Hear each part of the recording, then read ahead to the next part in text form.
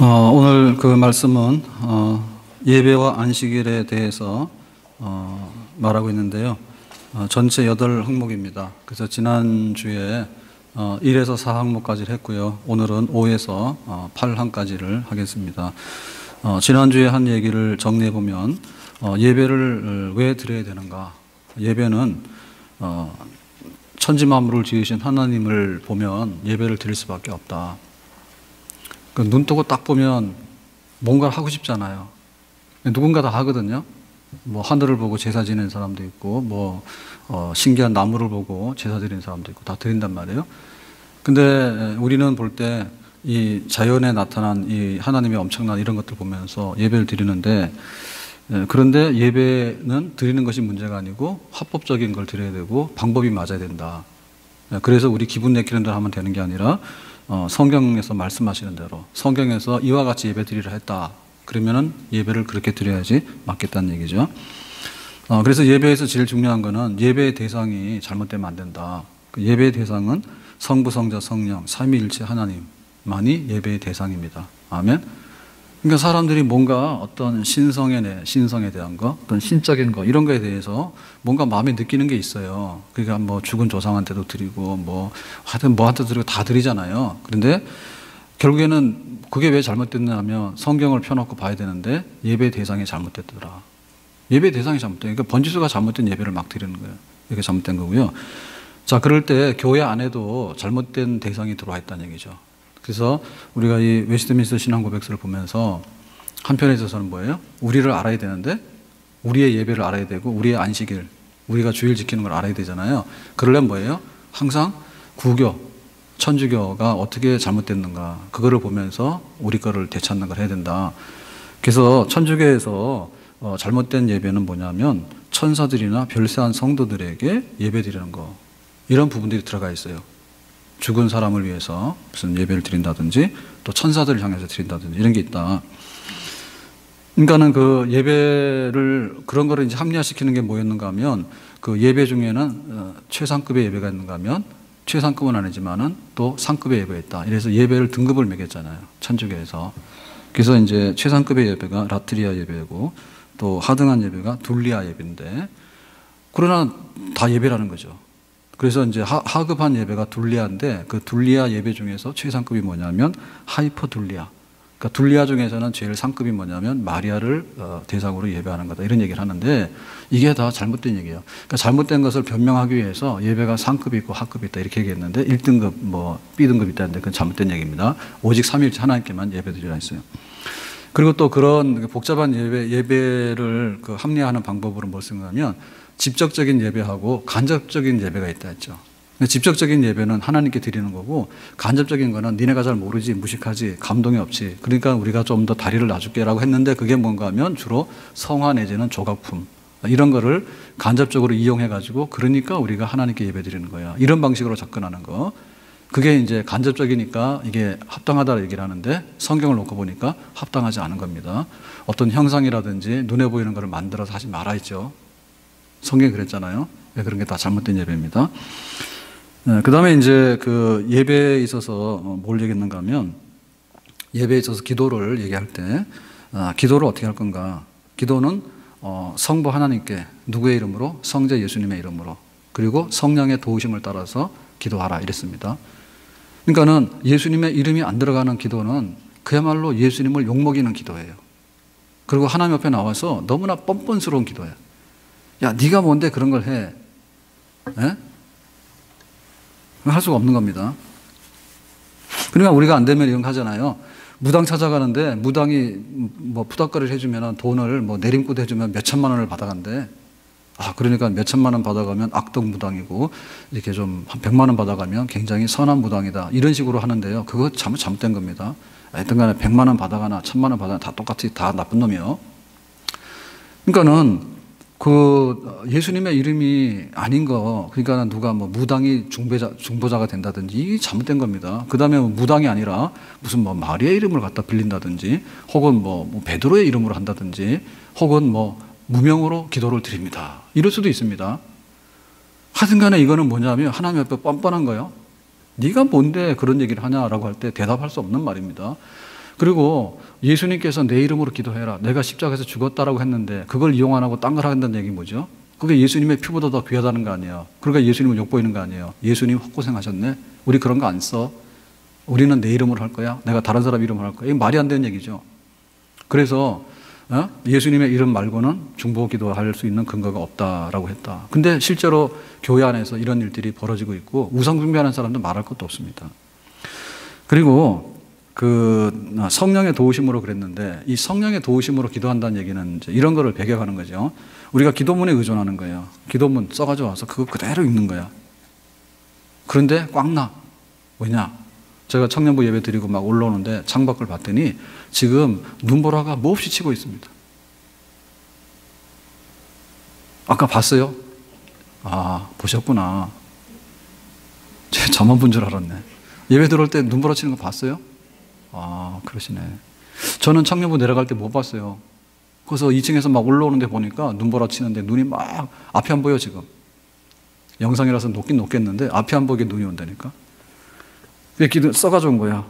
오늘 이와 같이 마지막 주일에 좋은 날씨를 주신 하나님. 그리고 써가지고 왔는데 읽고 있어. 이게 변경이 안 되는 거야. 멍청한 거 아니에요? 그냥 써가지고 와서 하질 않나. 그러다 보니까 뭐예요? 자꾸 반복하잖아. 횟수만 늘리잖아요. 한 번 해서 안 되니까 10번, 아니니까는 뭐 100번, 아니면 1000번 막 하잖아. 그거 완전히 무식한 겁니다. 기도를 어떻게 그렇게 하나.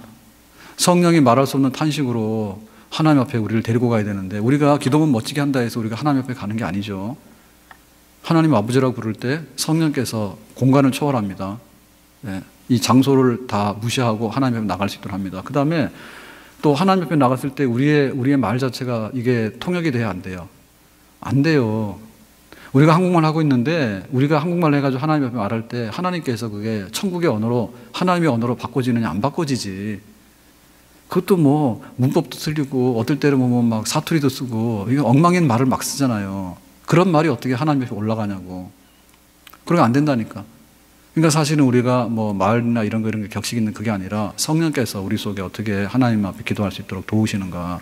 거기에 따라서 우리가 적합한 그런 살아있는 온전한 기도를 드리게 되는 줄로 믿습니다. 그리고 또 기도에 있어서 뭐라 했죠? 하나님의 교훈의 말씀을 따라서 하라 했어요. 그래서 솔로몬이 지혜 주세요 그러니까 다 줬잖아. 근데 우리가 정욕적으로 구하고 하면은 하나님이 안 주실 뿐만 아니라 잘못 구하면 화를 받습니다. 예? 뭐 주세요 그랬는데 하나님 이거 다 줘버리면요 우리가 큰일 나요. 그래서 하나님 말씀을 따라서 사랑해라, 뭐 믿어라, 또 충성해라, 그리고 뭐 하라 이런 하나님 말씀이 있는데 그것 따라서 기도해야 됩니다. 뭐 아이스크림 주세요. 더 달콤한 아이스크림을 주세요. 근데 진짜 먹다가 꾸벅 죽는 아이스크림을 주세요. 해봐야 똑같은 거예요. 그런 거 할 게 아니라 하나님 말씀을 먹어라. 그리고 기도해라. 아 정말 저 눈보라가 치는데 요즘 저 교육자들이 어제 혼났어요. 근데 오늘도 뭐 또 혼날 거야. 뻔해요. 그러니까 오늘도 예배 끝나면 또 모입니다. 또 모여서 북한말로 말하면 자아 비판을 해야 됩니다. 저를 비롯해서 교육자들이. 그 지금 저 전도 내지는 새가족 등록이 굉장히 부진해요. 그리고 새벽에 가보면은 내가 이게 잘못 왔나 이런 생각이 막 들어요. 너무 안 나온다고. 그래서 오늘이 뭐 혹시 설인가? 설도 아니야. 아무 날도 아니야. 너무 막 기도도 안 하고 그래 보이는 면들이 있어요. 그래서 교육자들 막 뭐라 합니다. 그러니까 교육자들이 지금 죽게 생겨서 눈보라가 몰아치는데 벌판에서 떨고 있습니다. 그러니까 교구장을 비롯해서 교구 식구들도 다 같이 뻘거벗고 가서 떨어야 됩니다. 예? 교구장은 그러기를 안녕히 계세요. 난 집에 갑니다. 이러고 가버리면 안 됩니다. 왜냐면 우리가 그 힘을 낼 때 힘을 내야 되고요. 그래서 정상적인 범위에서 왔다 갔다 할 때는 괜찮아요. 돌아가면서 좀 이렇게 할 수 있습니다. 근데 아니야 우리가 뭐가 좀 이상해. 그리고 우리가 좀 더 열심을 내야 되겠어. 이런 게 딱 오잖아요. 그러면 그거는 구덩이에 빠졌으면 구덩이를 탈출한 다음에 이제 그 다음 문제예요. 예? 그래서 제가 말씀드리는데 우리가 신년도에 와서 뭐 오늘도 기도하다가 이렇게 하니까 굉장히 고마운데 그리스도인의 확신을 했습니다. 근데 안 해도 되는 분들이 대부분 됐습니다. 오늘도 예배 끝나고 할 거거든요. 근데 문제는 뭐냐면 그리스도인의 확신이 있는 없는지 이런 사람들이 있어요. 사실은 그런 분들이 대상인데 그런 분들이 지금 하고 있냐 그게 문제거든요. 그래도 어쨌든 간에 했어요. 했어요. 그래서 이제 우리가 제자 되고 제자 삼읍시다 이랬습니다. 그리고 또 셀도 쪼개놨어요. 셀도 쪼개놨어. 조직 편성까지는 잘 된 것 같아. 예. 그런데 어떻게 셀을 배가시킬 건가? 그게 문제지. 어떻게 6개월 후에 우리가 돌아볼 때 셀이 새 식구들도 오고 셀 식구들이 성장을 하고 성숙해서 셀이 알이 꽉 차가지고 나중에는 분가할 수밖에 없는 그런 셀이 될 것인가? 그게 문제 아니에요. 근데 나머지 예배 시간에 예배 드리러 오는 거 하고 기도회 하는 거 하고 그다음에 전도하는 거 하고 새가족 하는 거 하고 그리고 우리 청년들 뭐 하고 이런 거 있는데 각 교회 학교도 배가 돼야 되고요. 이런 게 있는데 보면은 그 보통 우리가 노력해서 할 수 있는 게 아닙니다. 그러니까는 하나님의 뜻대로 구해야 돼. 교회 학교가 서야지 가정의 미래고 우리 자녀들의 미래입니다. 교회의 미래입니다. 아멘.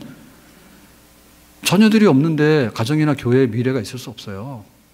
우리에게 새가족이 와가지고 교회를 섬기는 새가족들이 자꾸 늘어나야 되는데 그게 없으면은 뭐 우리가 영생합니까? 예? 우리가 천국 가서 영생하지 여기서 영생하냐고 우리가 아주 그냥 이렇게 타임을 딱 시간을 멈춰놓고 우리가 여기서 그냥 계속 있나요? 그렇지 않죠. 끊임없이 새로운 가족들을 받아들이고 훈련하고 내보내고 그런 게 돼야 되고요. 무슨 얘기인지 아실 거예요. 그러니까 우리가 뜻대로 구해야 돼. 성령께서 구하는데 성령께서 막 이상하게 방언으로 우당탕탕탕 한 다음에 뭐라고 하고 이러시면 안 돼. 성령으로 구하더라도 정말로 하나님의 뜻이 무엇인지 목사님 사역을 감당하도록 우리 교육자들의 사역을 감당하도록 그리고 우리 교구 사역 감당하도록 우리 교회학교 사역 감당하도록 그래서 더 남아서 기도하고 하나님의 뜻을 이루도록 하고 그렇게 애쓰는 그런 기도가 말씀대로 하는 기도 성령의 도우심 받는 하는 기도 하나님 아버지께 아뢰는 기도 예수님의 이름으로 중보하는 기도 이런 기도가 예배의 온전한 기도의 한 부분인 줄로 믿습니다. 자, 그래서 오늘 5번째 항으로 가세요. 자, 5번째 항목 이렇게 말합니다. 예배에는 여러 가지 거룩한 규례들이 실행이 된다 그랬습니다. 자, 예배에는 기도 말고도 다른 규례들이 많다 얘기입니다. 첫째, 경외심으로 성경을 봉독해야 하며 그랬어요. 그래서 성경 말씀을 읽는 겁니다. 근데 우리는 시간상 그 설교하는 부분만 읽는데 사실은 교회에서 할 수 있으면 이 성경 읽는 부분을 많이 하면 좋아요. 성경을 많이 봉독하는 게 좋습니다. 그죠? 자, 그 다음에 설교를 건전하게 해야 돼요. 예, 설교를 복음적인 설교를 해야 됩니다. 복음적인 설교해야 되고, 교리에 맞는 설교를 해야 됩니다. 그냥 즉흥적으로 되는 대로 막 갖다 해붙이고 이래가지고는 그거 안 되는 거죠. 예, 교회가 오늘 있다가 내일 없어지는 게 아니죠. 그래서 교회가 100년 전이든 200년이든 해야 되는 설교가 있거든요. 예, 우리가 믿는 바, 신앙의 표준적인 거. 그죠? 하나님 말씀이 시대에 따라서 변화되는 건 아니잖아요. 그러니까 영원 불변한 하나님 말씀을 우리가 함께 나눌 수 있도록 하는 거. 그래서 건전한 설교를 해야 됩니다. 그리고 이제 우리 회중들은 세 번째, 하나님을 순종하는 태도와 깨닫는 마음과 신앙과 경외심으로 성실하게 말씀을 들어야 되고 그랬습니다. 그래서 목사님 은혜 끼쳐보세요. 그런데 그냥 다리 꼬고 앉아가지고요. 성경도 안 가져왔어. 그래가지고 또 핸드폰 켜놓고는요. 뒤적뒤적 하고요.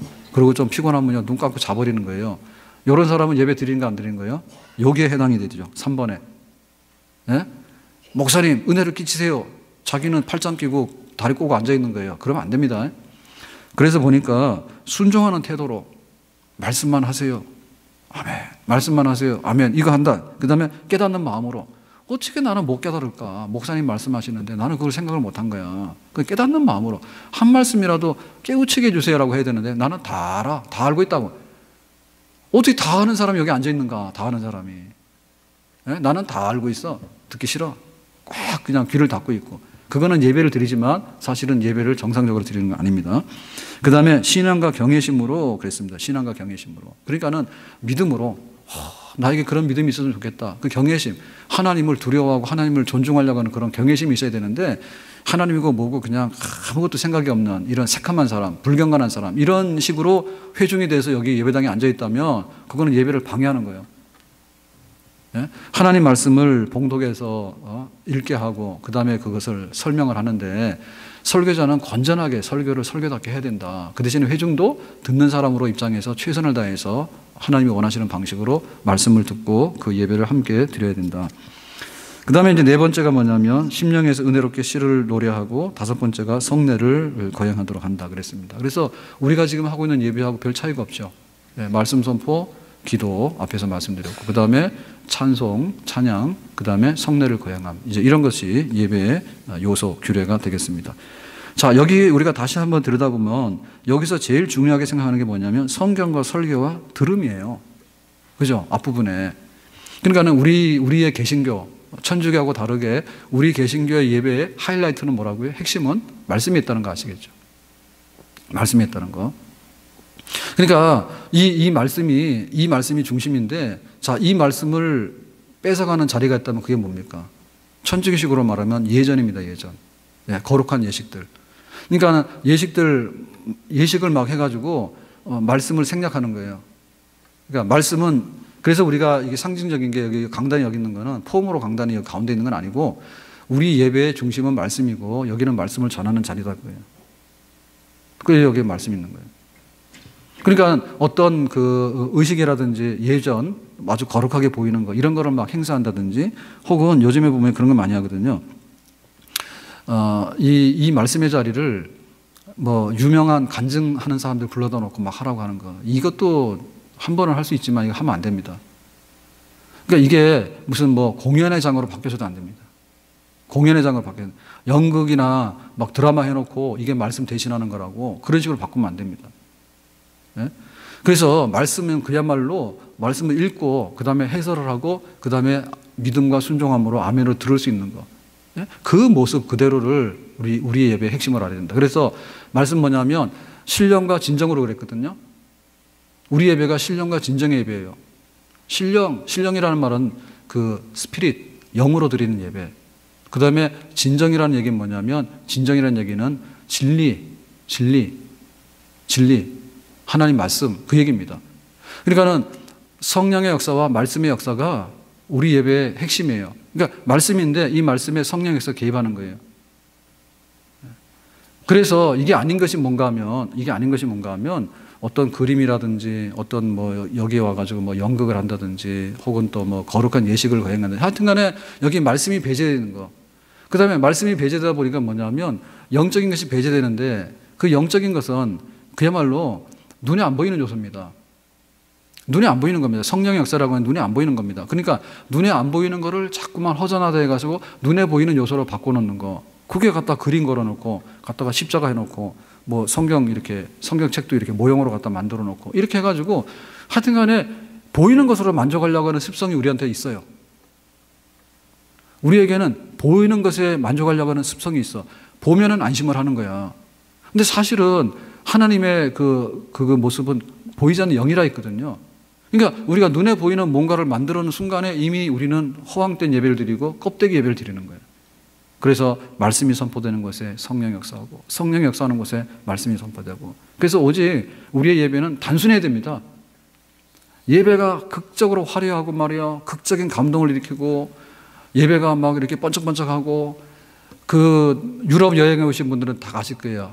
유럽에 가면 천주교가 이렇게 그 주 세력인 데하고 그 다음에 이제 개신교가 있는 데하고 다른데요. 예를 들면 한 도시 안에도 개신교 교회하고 천주교 성당이 있습니다. 딱 들어가 보면 딱 압니다. 천주교는 로마 바티칸 같은 경우에 대표적인데 베드로 성당 같은 데 가면 어마어마하게 화려합니다. 어마어마하게 합니다. 우리 교회는 화려한 거 아무것도 없는데 이거 지금 저 의자 시트가 빨간 게 화려해. 확 시커먼 걸로 바꿔버릴까 봐. 예? 아무것도 없어. 그러니까 감동이 없는 거예요. 근데 천주교 그런 데 가보면은요, 몇백 년 동안 조각도 하고 막 합니다. 예? 몇백 년 동안에 막 성자상도 조각을 하고 정말 예술작품이에요. 만들어 놓은 거야. 그러니까는 어떤 신앙심으로 했다라고 하는 것에 관해서 이해는 가지만은 그런 거를 주렁주렁 매달아 놓고요. 그거를 꽉 채우는 거야. 그러니까는 예배당 자체가 뭐 이렇게 겉으로 보기엔 똑같은데 개신교 가면 아무것도 없거든요. 개신교 들어가면 아무것도 없습니다. 썰렁합니다 진짜. 근데 천주교 들어가면 보는 게 화려해. 돈 받아 거기 가면. 예? 그래 우리 예배가 뭔가에 대해서 우리가 본질적인 예배가 뭔가에 대해서 정신을 똑바로 차려야지 우리 예배를 우리 예배답게 드릴 수 있는 줄로 믿습니다. 아유 목사님 말하는데 뭐 재미없으니까 뭐 연극이나 하고 영화 하나 보고서 때우자고 그러고 갔다가 여기 막 주렁주렁 달아놓고 이거 감상하고 거룩하고 경건해 보이지 않냐고 그런 걸로 만족하려고 말이야. 이런 거는 우리 예배에서 잘못된 거다 그렇게 볼 수가 있습니다. 자. 자, 그래서 이와 같이 상시적인 예배에는요, 말씀 중심의, 진리 중심의 그런 예배가 되는데, 이제 거기 보니까 이제 그 찬송이 있죠. 찬송은 시편까지를 얘기를 했어요. 그래서 시편 외에는 참 애매합니다. 우리가 볼 때는 지금 우리가 부르는 찬송 중에는 여기 찬송가라고 해서 부르는데 우리는 이렇게 하니까 이제 이거 부르고 있잖아요. 근데 보면 이 찬양 중에도 은혜 찬양이라든지 그런 다른 종류의 찬양들이 너무 많아요. CCM까지 하면 너무 많아요, 그죠? 그래서 원래 예배에서 이 웨스트민스터 신앙고백서에서는 굉장히 보수적으로 규정을 해서 시편의 찬양만 예배의 찬양으로 인정을 했어. 그러니까는 막 현대적인 노래 같은 거 인정을 안 했어. 그래서 우리도 그거는 좀 감안해야 되겠어요. 우리가 예배에 이렇게 모였을 때 그것이 진짜 경건하고 이렇게 하기 위해서는 그냥 뭐 최신 유행으로 뭐 온갖 것 다 갖다 놓고 막 노래만 부르면 된다라는 생각도 지극히 좀 조심해야 될 부분이다. 그렇게 보겠죠. 자, 그 다음에 이제 성례를 합당하게 시행한다. 5번에 그랬는데 성례라고 하는 것은 뭐예요? 성찬 세례입니다. 성찬 세례인데, 자, 여기 성례라고 하는 것은 말씀의 또 다른 변형이라고 그랬죠. 예, 말씀하고 성령은 이렇게 변형시킨 건데, 이 말씀이라고 하는 것은 듣는 말씀이에요. 듣는 말씀이에요. 그런데 성례라고 하는 것은 뭐냐면 맛보는 말씀이에요. 자, 세례를 받을 때 뭐예요? 물로 세례를 주니까 물맛을 보는 거죠. 물맛. 그 세례 받았는데 물맛이 안 난 분들은 다시 받으셔야 돼요. 근데 다시 안 줘요. 아깝지만은. 그 세례 받을 때 물맛을 확실히 보는 게 좋습니다. 아니, 씻었는데, 세례 씻는 거 아닙니까? 씻었는데 물 한 방울도 안 떨어졌다. 그건 좀 문제 있는 세례죠. 예? 그렇다 해서 뭐 목욕탕 들어가야 된다는 얘기는 아닙니다. 그렇지만은 분명히 내가 씻었다라고 하는 것에서 물로 씻어야 되는 것이, 세례 받았는데 물 한 방울도 안 떨어졌어요. 내가 오늘 세례 받고 나서 물 떨어졌다 해가지고 막 털고 불평하시는데 그러시면 안 돼. 그러면 뭐 세례가 아니라 드라이 해줬나 내가 지금? 예? 세례. 이게 맛보는 말씀이야. 성찬도 맛보는 말씀이에요. 예수님의 우리를 위해서 죽으신 피와 살을 우리가 맛보는 거예요. 그래서 떡과 포도주를 해가지고 그거를 맛보는 말씀 바꾸는 거예요. 그러니까 이 세례의 성례라고 하는 것은요, 말씀의 변형인데 어떤 면에서는 이거 한가면 이 성례는 그야말로 우리를 거듭나게 하는 은혜는 없습니다. 성례에는. 그러니까 예수를 하나도 모르는 사람이 세례받았다 해서 거듭나는 거 아니고, 예수를 하나도 모르는 사람이 떡과 포도주에 참여했다 해서 그 사람이 은혜를 받는 거 아니에요. 무슨 의미인지 몰라. 그러니까 우리가 거듭나고 중생하는 것은 말씀의 역사입니다. 성령의 역사입니다. 그런데 말씀과 성령으로 거듭난 사람이 새롭게 거듭날 수 있는, 은혜를 새롭게 갱신시킬 수 있는 방법은 성례가 탁월합니다. 아멘? 그러니까는 듣는 말씀 하니까 나중에 막 이렇게 한 귀로 듣고 한 귀로 흘리고 그러잖아요. 그러니까 일로 와라 해가지고 오늘은 포도주도 드시고 떡도 드시라 해요. 예수님께서 이와 같이 피를 툭툭 흘렸다. 그리고 예수님께서 살점을 찢어가지고 다 주셨다. 죽으셨다. 알았지? 이 성찬 참여하고 나서도요, 뻘떡 일어나가지고 딴짓하면 진짜 곤란한 겁니다, 이거는. 예, 먹고 나서도 오리발 내면 이거는 진짜 곤란한 거예요. 그래서 성례는 그야말로 듣는 말씀을, 맛보는 말씀을 바꿔놨기 때문에 우리의 해이해지고 나태해진 것들을 다시 회복할 수 있는 데는 성례가 좋습니다. 그래서 예배 안에는 말씀에 변형된 성례, 그리고 우리가 노래하는 것, 시편의 찬양으로 노래하고 하는 것이 예배의 중요한 규례들이 되겠다. 자, 그리고 거기에 예외적인 그 규례들이 있는데 이렇게 말하죠. 이 밖에 이런 거 말고도 특수한 경우에 종교적 맹세와 서원과 엄숙한 기도와 감사 예배 등이 있다. 이런 행사들은 때를 따라 거룩하게 또는 경건하게 실행되어야 한다 했습니다. 그러니까는 맹세와 서원, 다음 주 하겠는데요. 맹세와 서원, 그 다음에 금식, 감사 예배, 이런 것도 예배의 한 규례와 요소가 되겠다라고 합니다. 자, 그런데 여기 지금 예를 들면 금식 같은 거 보면요. 금식 같은 거 보면 이것도 굉장히 그 차이가 있다는 것을 우리가 알 수가 있습니다. 어떤 차이가 있는가 하면, 바리새인들은 금식한다고 폼을 엄청 잡아요. 근데 진짜로 금식은 안 해. 그건 문제죠. 네, 금식하는 거 할 수 있어요. 근데 겉으로 나 금식한다고 길거리 서가지고 금식하느라고 고생 많으세요, 기도 많이 하시네요, 이런 칭찬받기를 원하는데, 진짜 금식은 뭐냐면 슬퍼하는 거 아니에요. 밥 먹을 마음 없다는 거 아니에요. 그런데 죄에 대해서는 막 먹고 마시는 거야. 그래 놓고는 겉으로 나가가지고는 나는 금식하고 하나님께 헌신하는 사람이, 이 바리새인의 금식이잖아. 이게 잘못된 거죠. 그리고 성당 같은 데서는 주로 날짜를 정해가지고 금식일을 지정하게 해가지고 금식을 시킵니다. 그러니까 이게 뭐냐면 억지가 되는 경우가 있어요. 그냥 교회에서 하라니까 한다. 그래서 가급적이면 우리가 이거 강제적으로 안 시킬라 해요. 우리도 하긴 하지만은 강제적으로 안 시키려고 그래. 그래서 우리의 금식이라고 하는 것은 뭐냐면 그야말로 죄에 대한 탄식. 내가 죄를 지었는데 이거 참 해서는 안 되는 일인데 내가 또 어떻게 이런 실수를 했을까. 거기에 대한 탄식. 그러니까는 밥 먹는 거 좀 미안하다 안 먹겠다. 예? 자기를 절제해서.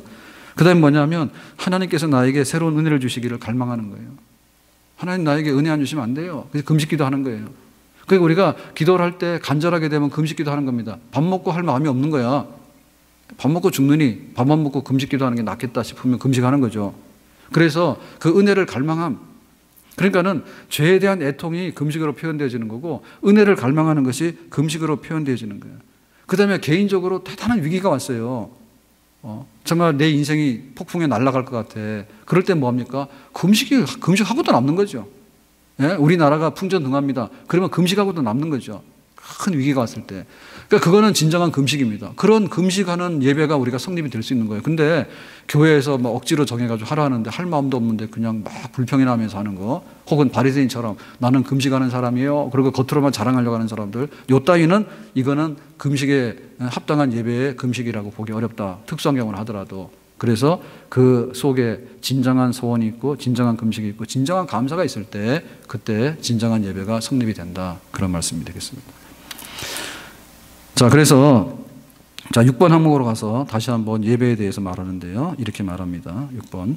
복음 시대에 기도나 기타 예배 행위가 어떤 일정한 장소에서 거행되어야 한다고 못 박을 수 없다. 이게죠. 자, 이 얘기는 뭐냐면 예배의 장소가 여기밖에는 합법적이지 않다라고 하는 것은 잘못됐다는 얘기입니다. 이거 성당 두고 하는 얘기겠죠. 그렇죠? 예? 여기 아니고는 예배가 아니다라고 하는데 우리 같은 경우에는 주일날 나와서 예배 드리는 것도 규모 있게 하지만은 개인 예배, 가정 예배 인정하죠. 그죠? 셀 예배 인정하죠. 그렇기 때문에 예배의 장소가 못 박을 수 있는 상황은 아니다라고 얘기를 합니다. 특정 장소에서 혹은 그곳을 향하여 예배해야만 하나님이 기뻐하신다고 할 수 없다. 우리는 어디서나 하나님께 예배할 수 있고 그것이 바로 영과 진리로 예배합니다. 이런 예배는 가정적으로 날마다 할 수 있고 또한 개인적으로 은밀히 할 수도 있다. 그러니까 우리 개인 큐티 묵상하는 거 혹은 가정 예배 이런 거 우리가 어떤 셀에서 모임하는 예배 이런 것이 다 합당한 예배가 되겠다. 그렇게 말하죠. 그래서 그 6번 항목에서 말하는 것은 그 우리 예배에 어떤 거를 지금 이렇게 구분하라고 하냐면 예배에서 허용되는 부분하고 융통성이 허용되는 부분하고 절대적으로 융통성이 허용 안 되는 부분에 대한 이거 구별이다라고 보면 되겠습니다. 그러니까 예배 요소는 아무거나 섞으면 안 됩니다. 하나님 말씀이 중심이 돼야 됩니다. 그 다음에 성령이 영으로 드리는 신령한 예배가 돼야 되는데 뭐 보이는 걸 갖다가 꾸며가지고 이런 식으로 하면 안 된다 얘기죠. 그거는 불변의 요소입니다. 불변의 요소입니다. 성례 예수님 오신 날까지 하라 했어요. 그건 불변의 요소입니다. 그런데 예배의 장소가 어떠냐 혹은 예배의 시간이 어떠냐라고 하는 이런 문제는 우리에게 약간의 그 융통성과 모든 것들이 우리에게 허락된다. 격식의 문제. 격식의 문제 같은 것은 격식은 우리 나름대로 차리면 됩니다. 나름대로 차리면 됩니다. 우리가 11시에 모이는 주일 예배는 그 예배의 순서들이 다양하게 돼 있지만은 가정 예배를 찬양대 세우라고 하면 모르겠어요. 집 식구들이 한 20명 됩니까? 중창단 세우게. 그럼 못하는 겁니다. 그러니까 그런 격식이라고 하는 것은 융통성이 있는 거예요. 그래서 우리가 볼 때 이런 거 하죠. 우리 교회 헌법에도 명시하고 있는데 예를 들면 우리가 헌금을 수집하는 것도 교회 격식에 해당하는 겁니다. 매번 하나님께 나와서 헌금하고 예배를 헌금하지만은 우리가 헌금 언제 할래 안 할래라고 하는 것은 그거는 우리가 정하기 나름이에요. 주일 오후 예배도 헌금한다? 새벽 기도에도 헌금을 다 한다? 그럼 하는 겁니다. 근데 당회에서 말하기를 우리는 주일 오전 예배로 헌금한다. 새벽 예배 때는 따로 헌금 안 한다. 그런데 뭐 부흥 집회 때는 우리가 헌금을 한다. 그거는 우리가 격식에 해당하는 거라 하나님 앞에 헌금하는 게 마땅하죠. 주일 예배 때 헌금하잖아요. 근데 그 헌금을 몇 번 어떻게 할 거냐 이런 거에 대해서는 하나의 격식의 문제이다라고 보겠죠. 그리고 예배 시간은 어떻게 정해? 예를 들면 가정 예배를 1시간씩 드리라고 하면 어느 가정에서 예배를 드리겠냐고. 예? 학교는 언제 가고 직장은 언제 가는 거예요. 그러니까 가정 예배 같은 경우에는 시간을 격식상 우리가 볼 때 짧게 해도 되겠죠. 그죠? 그 주일 예배를 모였는데 15분 하더니 가래. 그럼 오는 데 가는데 2시간씩 왔는데 예배 시간 30분도 안 되고 가래. 그거는 또 격식이 안 맞는 예배죠. 그렇기 때문에 예배의 길이가 어느 정도 될까? 그 다음에 예배 횟수가 어떻게 될까? 그 다음에 예배 순서가 어떻게 될까라고 하는 것은 그 구체적인 요소, 예배의 요소는 하나님이 정해주신 거고, 그 다음에 그 예배의 요소가 구성되어질 때 우리가 어떤 격식을 가지고 운영할 것인가라고 하는 문제는 어느 정도 차이가 있는 것이지, 이게 불변에 뭐가 있다, 이 장소가 아니면 안 된다, 이런 시간이 아니면 안 된다, 이렇게 하는 것은 성경에서 거기까지 요구하지 않는 거기 때문에 거기에는 일부 허용과 자유가 있다, 그렇게 보겠습니다. 자, 그래서 7번 항목으로 가서 보겠습니다. 7번 항목. 하나님께 드릴 예배를 위하여 적당한 분량의 시간을 구별해 바치는 것은 자연법칙에 합당한 일이라 할 수 있다. 그처럼 하나님께서 그의 말씀에서 적극적이고 도덕적인 영과 명령으로 요구하신 것이 있으니 곧 모든 시대의 인류로 하여금 1회 7일 중에서 한 날을 하나님을 위하여 거룩히 지키도록 하신 것이다, 그랬습니다. 자, 우리가 예배를 드려야 되는데요, 예배의 시간과 예배의 날을 말하는 겁니다. 7번 항목에서는 예배 드리는 날짜가 언제냐 그 얘기입니다. 자, 그랬을 때 이것은 도덕적인 하나님의 명령이다, 이렇게 말했죠. 자, 도덕적인 명령, 그러니까 예를 들면 도덕법인데요, 그 도덕법이라고 하는 것은 살인하지 마라 그러면, 살인하지 마라고 하는 것은 세상 첫날부터 끝날까지 다 해당되는 거예요. 그러니까는 우리가 예배 드리는 날이라고 하는 것은 세상 첫날부터 끝날까지 다 해당이 되는 거예요. 그러니까 이게 아닌 것은 뭐냐면 의식법이라는 얘기죠. 의식법. 그러니까는 어떠한 의식상에 이렇게 해라, 그거가 아니란 얘기죠. 그래서 여기서 주목해봐야 될 건 이겁니다. 1회 중 한 날을 하나님을 위하여 거룩히 지키도록 했다라고 했어요. 그러니까 7째 날 거룩하게 지키려 했다라고 하는 것이 아니란 얘기죠. 그래서 우리에게 있어서 여기서 찾아낼 수 있는 두 가지 쟁점 사항이 있는데, 첫 번째는 뭐냐면 그 바리새인의 율법적인 거, 의식적인 그런 태도입니다. 그러니까 바리새인의 율법적인 의식적인 태도는 뭐냐면 이런 것들이 전통이고 이런 것들이 하니까 이거를 지켜야 된다, 의식이다라고 하는 거죠. 그러니까 전통으로 몰고 가는 거죠. 그러니까 예배 드리는 날을 전통으로 몰고 가는 문제는 안 좋아요. 그래서 예수님께서 그거를 책망하시고 벗겨내셨어요. 자, 안식일을 지켜야 된다, 바리새인이 말합니다. 근데 예수님께서는 안식일을 마치 파괴하는 것처럼 바리새인들이 예수님을 오해했어요. 그래서 그 논쟁이 있게 되는데, 한마디로 말하면 예수님께서는 안식일을 폐지하러 오신 겁니까? 아니면 안식일을 회복하기 위해서 오신 것입니까? 역시 또 질문을 잘못했습니다. 예수님께서는 안식일을 회복하기 위해서 오셨습니다. 또 이것도 아멘 안 하면 어떻게 해요?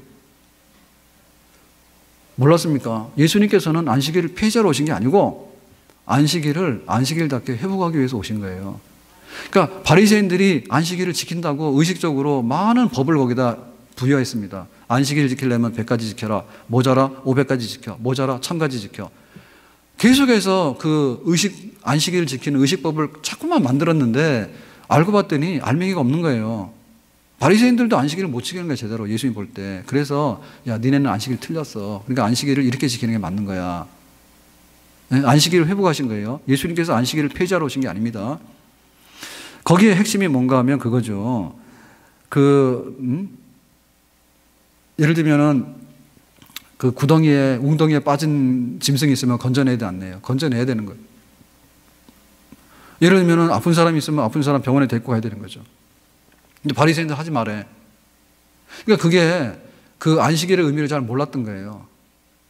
거기서 풀어나게 됩니다. 그러니까 안식일의 문제는 하나님께서 이 날을 왜 제정하셨고 어떻게 지키는 것이 합당한 것인가에 대한 걸로 해야 되는데, 7째 날이야, 아니 이건 하라 그랬어, 이런 행동은 하라 했어, 그러니까 끝까지 해야 돼 라고 하는 것은 하나의 겉에 나오는 하나의 그 겉모양만 잡으려고 하는 노력이기 때문에 그게 아니란 얘기죠. 그래서 그 바리새인들의 외식적인 안식일 준수법에서 우리가 해방이 되어졌다. 그러나 안식일을 우리가 파괴시키는 게 아니라 진정한 안식일을 지키는, 하나님께 예배드리며 우리가 이웃을 사랑하고 우리가 해야 될 일을 선하게 감당하는 날로서 정말 안식하는 날로서 안식이 회복되었다 이렇게 봅니다. 그래서 여기 지금 그 일곱째 날이라고 고집하는 게 뭐냐면 안식교거든요. 네. 안식교도 여기에 저촉이 되는 거예요. 안식교는 일곱째 날에 거기에 꽂혔어. 그러니까는 일곱째 날에 쉬셨다. 그러니까는 지금도 일곱째 날이다. 이게 안식교는. 그러니까 우리는 그게 아니란 얘기죠. 하나님께서 7날 중에 7일 중에서 하루를 안식히 했는데 첫 번째 하나님이 에덴 동산을 짓고 천지를 창조하셨을 때는 7째 날이 안식일이 맞아요. 근데 세상 끝날까지 7째 날이 안식일이다라고 한 것은 성경에 없다는 얘기예요. 신명기에 가서 보면요. 신명기에 가서 보면 안식일을 거룩하게 지키라 했을 때 뭐라고 설명하는 거면 너희가 애굽에서 구원받은 것으로 인해서 안식하라 이렇게 얘기했거든요. 그러면 창세기에서 뭐냐면 하나님이 월화수목 금토 했을 때 창조하신 거예요. 창조하셔서 마지막 날 여세 동안에 창조를 하시고 7째 날에 쉬었어. 그게 창조의 안식이에요. 창세기가 그건 창조의 안식이에요. 그러니까 7째 날이에요. 근데 이 날이 영구불면한 게 아니고 신명기에 가게 되면은 애굽에서 구원받은 것으로 애굽에서 구속받은 것으로 인해서 안식하라 했기 때문에 창조의 안식이 구속의 안식으로 변화됐어요. 이미 구약에 그 의미가. 그러니까 7째 날을 지내긴 지냈지만은 그 의미는 창조에 대한 안식이라기보다는 구속의 날, 재창조에 대한 안식이에요. 애굽에서 구원받고 하나님 앞에서 우리가 영생을 얻게 된 것에 대한 안식으로 바뀌어진 거예요. 그러니까 이 안식이 본격적으로 도래한 게 뭔가 하면 예수님의 구원입니다. 예수님께서 십자가에 죽으시고 3일 만에 부활하셨습니다. 그게 바로 안식 후 첫날입니다. 아멘? 금토일 그럴 때 토요일이 안식일이잖아요. 그러니까는 안식일 전에 예수님 잘려 죽었지. 금, 토, 일. 안식 후 첫날 새벽에 주일날 새벽에 예수님 부활하셨죠. 예수님의 부활하심으로 우리의 죄가 없어져서 다 구원받게 됐잖아요. 그러니까는 신명기에 말했던 구속의 안식이 예수님의 십자가로 인해서 진짜 구속의 안식이라는 것이 확연하게 드러났잖아요. 그러니까는 이 안식일은 7째 날 안식일에서 뭐예요? 첫째 날 안식으로 바뀌어진 것이죠. 아멘? 그리고 우리가 지금 주일 안식을 지내는 거예요. 그러니까 주일을 지내는 거예요. 이게 곧 안식일이에요. 그러니까 이 안식은 더 풍성하고 영적인 의미에서 발전적인 안식이죠. 예? 하나님이 세상을 지어서 쉬는 거, 그거 계속 쉬어서 뭐 할 거냐 이제. 하나님께서 창조하신 것으로 쉬는 게 아니라 새 하늘과 새 땅을 보리라 얘기했잖아요. 새 땅과 새 하늘을 보리라 했잖아. 그러니까 새 땅과 새 하늘을 보기 위해서는 뭐냐면 우리의 안식의 내용이 바뀌거든요. 7일째가 아니라 구원받은 날, 예수님 부활하신 날, 그날로 해서 첫 번째 날로 바뀌어졌잖아요. 아멘? 그렇게 지키라는 얘기죠, 여기. 자, 그래서 다시 설명할 때 이렇게 말합니다. 밑에. 이 안식일이 창세 이후 그리스도의 부활까지는 이래 중 마지막 날이었으나 월화수목 그러니까 할 때 7째 날이었던 마지막 날이었으나 그러나 그리스도의 부활 이후부터는 이래 중 첫날로 바뀌었다. 안식 후 첫날로 바뀌었습니다. 이 날을 주일이라 하며 이 날은 그리스도의 교회의 안식일로서 세상 끝날까지 계속 지켜져야 한다 했어요. 그러니까 하나님의 약속에 발전된 성취예요. 하나님의 약속에 발전된 성취입니다. 그러니까 7째 날에서 머무는 것은 굉장히 하등한 안식이고요. 첫째 날 안식은 보다 더 발전되고 그야말로 이제 하늘과 땅이었다면 여기는 새 하늘과 새 땅이고 여기는 창조였다면 여기는 재창조고 그죠? 그런 안식을 우리가 보기 때문에 우리가 주일을 지내는 거예요. 그러니까 우리가 주일 지낸다는 얘기는 구원받은 것에 대한 감사인데 어찌 보면은 예수님이 재림하셔서 우리가 부활하고 하나님 나라의 영광의 모든 것 우리는 아직도 경험 못했잖아요. 앞으로 경험할 것을 우리가 소망하면서 안식하는 줄로 믿습니다. 그러니까 우리가 몸이 피곤하니까 직장 쉬는 마음으로 와서 교회 와서 쉰다라고 생각하시면 안 돼요. 예. 우리가 피곤한 몸을 이끌고 와서 쉬는 쉼의 연장에서 주의를 지키는 게 아니고 우리는 완전하게 부활의 몸을 입고 하나님 나라의 영생에 참여할 것을 믿는 장차 우리에게 올 완전한 안식의 나라를 우리가 미리 맛보는 미리 떠먹어보는 그런 안식의 의미에 있어서 우리가 주의를 지키는 겁니다. 아멘? 그러니까 과거에 힘들었던 것을 우리가 잊어버리려고 해서 안식하는 게 아니라 우리에게 다가올 미래의 희망과 소망에 대해서 우리가 미리 끌어당겨서 품고 그 안식을 여기서 지금 미리 맛을 보는 거예요. 아멘? 그래서 주의를 정말 이렇게 은혜롭게 지킬 수 있는 사람은 그 미래가 보이는 사람이기 때문에 그 안식을 지키는 겁니다. 근데 미래가 안 보이고 캄캄하면은 천국도 없고 영생도 없고 아무것도 없다고 하면 안식할 마음 별로 없어요. 피곤하면 가서 잠만 자면 되지. 피곤해서 잠자는 날이 아니란 말이에요, 안식일이.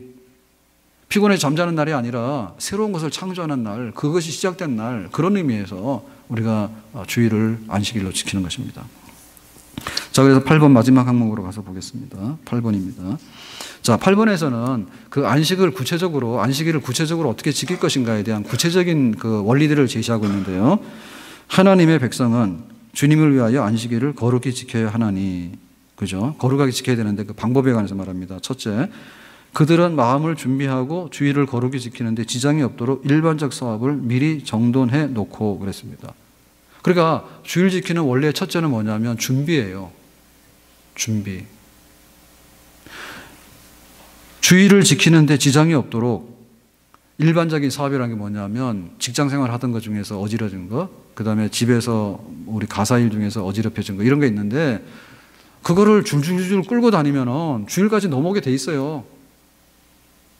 당연히 넘어오죠. 바쁜 거, 그 다음에 집에서 할 수 있는 거 다 있다. 그러니까 일반적인 일을 딱 정돈을 하지 않으면 주일을 지킬 수 없다니까요. 그래서 주일을 지킨다고 할 때 미리 준비함. 아, 이날은 다른 날이야. 주일, 하나님께 드려지는 날이기 때문에 우리가 여섯 동안 했던 거하고는 다른 어떤 것을 하기 위해서는 준비를 해야 된다. 주일 지키기 위해서 무슨 준비를 하시나요? 주일 지키기 위해서? 예. 그냥 토요일 날 밤늦게까지 그냥 막 먹고 마시고 놀고 TV 보고 막 온갖 거 다 합니다. 예. 그래가지고는 주일날 눈 뜨니까 12시, 11시 이렇게 돼가지고 그거 준비 안 된 거예요. 준비 거꾸로 한 거예요. 지금 사순절 기간이거든요. 사순절 기간인데 사순절 기간 중에서 이제 고난주간 하면 부활주일이 오잖아요. 그러면 미리 준비를 하셔야 됩니다. 그래서 사순절 기간 피해야 되지만은 피해야 되는데 우리는 뭐 별로 그렇게 소중히 안 지키는데요. 어쨌든 고난주간은 피해야 됩니다. 고난주간 피해야 되는데 고난주간에 막 온갖 거 다 잡아놨어. 집안 행사 다 잡아놨어. 그러시면 안 돼. 예? 그 미리 피해갈 수 있는 거를 피해가도록 해야 되는데 막 생일 지킬 거, 그 다음에 뭐 어디 휴가 갈 거, 이런 거는 달력에다 새빨갛게 해가지고 온갖 거 다 하더만. 그거 막 끌어대고 막 막아내고 막 온갖 다 하더만. 근데 주일날 되는 거는 뭐냐, 어떻게 하면은 이 주일을 그냥 핑계대고 넘어갈까 생각하니까, 그래야 어떻게 되면 주일을 이걸 보존을 하고 거룩하게 할 건가에 대한 그런 준비를 하셔야 되지. 아멘? 자, 그 다음에 두 번째는 뭡니까? 세상 사업과 오락에 관한 말과 생각과 행위를 일체 중단하고 안식할 것이며 그랬습니다. 그러니까 일체 중단하고 라고 하는 것은 끊어야 되는 거예요. 이건 무조건 멈추는 거예요. 그러니까 준비하는 것 중에서도 멈추는 것도 강력한 겁니다. 멈춰라. 엿새 동안에 TV 많이 봤으면 주일날 멈춰라. 엿새 동안에 쇼핑 많이 간 거예요. 그랬으면 주일날은 멈춰라. 엿새 동안에 친구 많이 만났어. 커피도 많이 마시고. 그랬으면 오늘은 멈춰라 얘기죠. 특히 멈춰야 될 건 뭐냐면 일상적인 일도 준비해서 멈춰야 되지만은, 예? 정말 예배에 방해되거나 혹은 영적으로 도움이 안 되는 일은 진짜 멈춰야 돼. 그래서 딱 쓰는 것이 최고야. 그래서 이 시간을 세우는 걸 할 줄 알아야지 주일을 지킨단 말이에요. 시간을 세우는 것을 할 줄 알아야지. 자기 하고 싶은 것을 계속 하거나 혹은 평일날 못하던 거를 주일날 끌고 와가지고 주일날 그냥 하루 종일 그냥 비디오 보고 있고 하루 종일 막 영화 그런 거 집에 앉아가지고 그거나 막 돌려가면서 보고 있고, 그러면은 일주일 내내 못했던 거를, 그래서 세상 사람들이 그런 겁니다. 세상 사람들은 일주일 내내 하던 것 중에서도 못했던 걸 주일날 몰아서 확 다 하는 거예요. 세상적인 것을. 그래서 그냥 놀고 먹고 그냥 막 힘 다 빠져가지고 나중에는 기진맥진할 정도로 하는 거야. 그래야지 이제 뭔가 이 공유를 잘 지냈다고 생각하는 거예요. 세상 사람들은. 그러니까 우리가 지내는 건 뭐냐면 멈춤의 최고가 있습니다. 서야 돼. 그동안에 안 했던 일을 많이 한 거야. 큐티를 했는데 조금밖에 못했잖아요. 기도는 조금밖에 못했잖아. 그러니까 그동안 못했던 일에 관해서 주일날 하도록 하기 위해서 그동안에 많이 했던 일을 콱 멈추는 거야. 틀어지고서. 그냥 그게 진짜 안식이에요. 그게 진짜 안식이고, 그로 말미암아서 하나님과의 관계가 또 하나님께 영광 돌리는 그런 새로운 변화가 주일을 통해서 오게 되는 줄로 믿습니다. 이게 들어오는 게 있고 나가는 게 있는데요. 이만큼 들어오면 이만큼 나가요.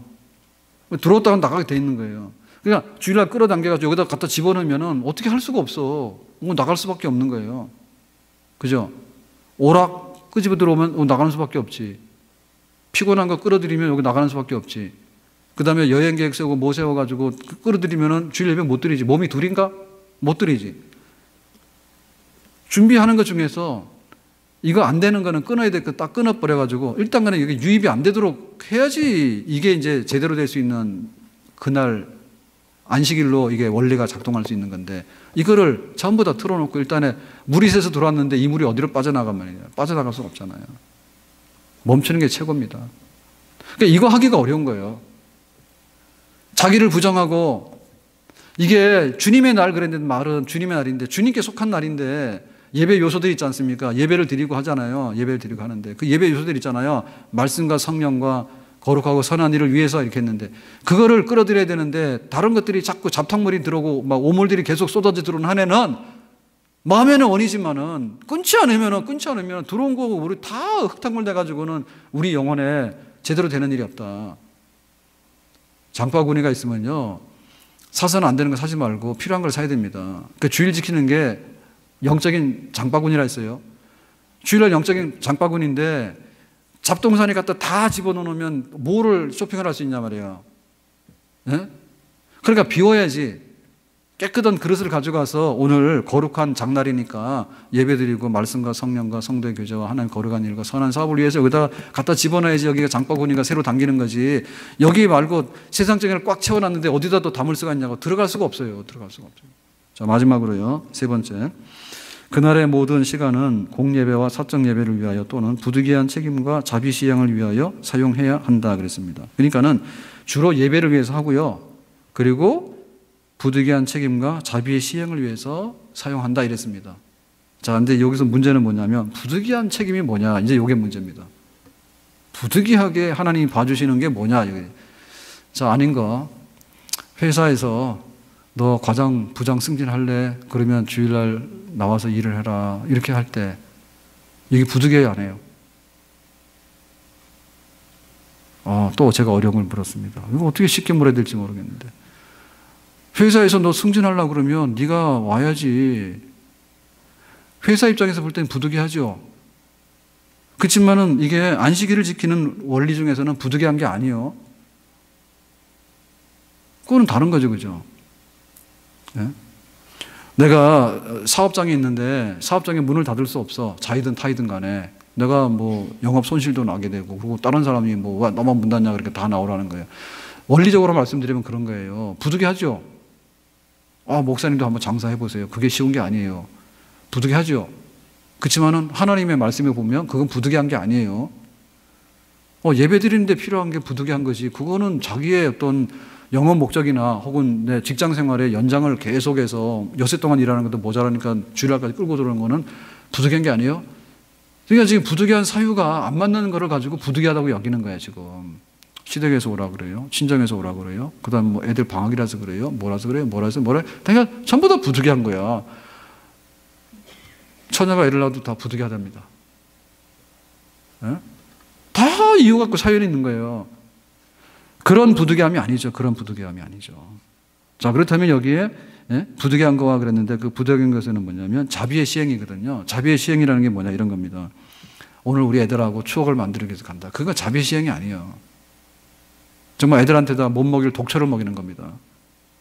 거꾸로 된 행동을 보여주면요. 그게 역효과가 얼마나 많이 일어나는지 몰라. 그래서 여기서 말하는 자비의 시행은 이런 겁니다. 목수가 집을 짓다가 그날 정말 계속해서 짓는 거. 이건 자비의 시행이 아닙니다. 자비의 시행은 이런 겁니다. 지금 심장마비가 일어났는데 딱 보니까 심폐소생을 해야 되고 응급실을 데리고 가야 됩니다. 자, 그거는 자비의 시행이고 부득이한 일이죠. 아멘? 또 주일 지킨다고 너는 심장마비나 죽어라 이렇게 하시면 안 됩니다. 그야말로 부득이한 일이고 그게 자비를 시행하는 일입니다. 지금. 왜냐하면 분초를 다투는데 생명을 다투는 거잖아요. 이건 내 출세도 아니고 이건 뭐 내 영업이익이 아닙니다. 지금. 한 사람이 죽어가는데 빨리 심폐소생하거나 응급실에 연락해서 빨리 데리고 가야 되는데 나는 지금 교회 가야 된다고 그러고 막 가버리고 이런 거는 자비의 시행이 아니고 부득이한 일이 아니에요. 거꾸로 많이 합니다.